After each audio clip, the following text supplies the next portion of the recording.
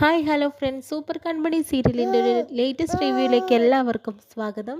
അങ്ങനെ തന്നെ കൃഷും അതുപോലെ തന്നെ കൺമണിയും കൂടി പിണങ്ങി നിൽക്കാട്ടോ ചെയ്യുന്നത്. അതിനുശേഷം തന്നെ അമ്മായിമാർ അവളെക്കുറിച്ച് സംസാരിക്കുന്നുണ്ട്. ഇനിയിപ്പോൾ എന്താണ് ചെയ്യുക, അവൾ ഇവിടെ നിന്ന് ഇറങ്ങിപ്പോയി. ധനലക്ഷ്മി ആണെങ്കിലോ നമ്മളോട് പറഞ്ഞില്ലേ, വരുണ് പറഞ്ഞിട്ടാണ് ചെയ്തത് എന്നുള്ളത്.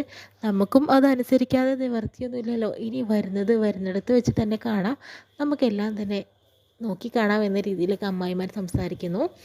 അതിനുശേഷം തന്നെ കൃഷാണെങ്കിലോ വീട്ടിലേക്ക് വരുന്നു കേട്ടോ. അങ്ങനെ 2 ദിവസം നീ എവിടേക്ക് പോയതാടാ എന്ന രീതിയിലൊക്കെ ആൻറ്റിയമ്മ ചോദിക്കുന്നുണ്ട്. ആൻറ്റിയമ്മ ഇതിനെക്കുറിച്ചൊന്നും സംസാരിക്കേണ്ട, പിന്നെ ഞാൻ എന്താടാ വേണ്ടത്, ആ മാനസയെ നീ എന്തിനാ അടിച്ചത്, അവളോട് എന്തിനാ ദേഷ്യപ്പെട്ടത്, ഇതെല്ലാം ഞാൻ ഇവിടെ വന്നിട്ട് അറിഞ്ഞു, അത് നിനക്ക് അധികാരമുണ്ടോ എന്ന് ചോദിക്കുന്നുണ്ട്. എനിക്ക് അവളെ ഇഷ്ടമല്ല ആൻറ്റിയമ്മ എന്നൊക്കെ പറയുന്നുണ്ട് കേട്ടോ.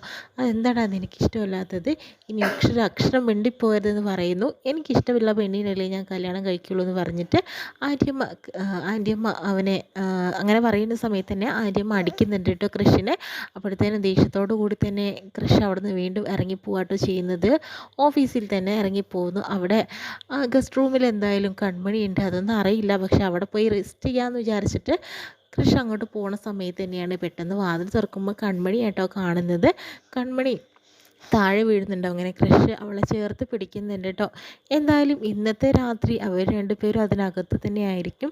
അവരുടെ നല്ല നല്ല നിമിഷങ്ങളായിരിക്കും ഇനി അവിടെ വരാനായിട്ട് പോകുന്നത്. എന്തായാലും അവരുടെ പ്രശ്നങ്ങളൊക്കെ അവർ തന്നെ പറഞ്ഞു തീർക്കും. ഇത്രയും കാണിച്ചുകൊണ്ട് അന്നത്തെ പ്രമോ വിശേഷം കഴിയുന്ന നാളെ എപ്പിസോഡ് വിശേഷമായിട്ട് നമുക്ക് വീണ്ടും കാണാം.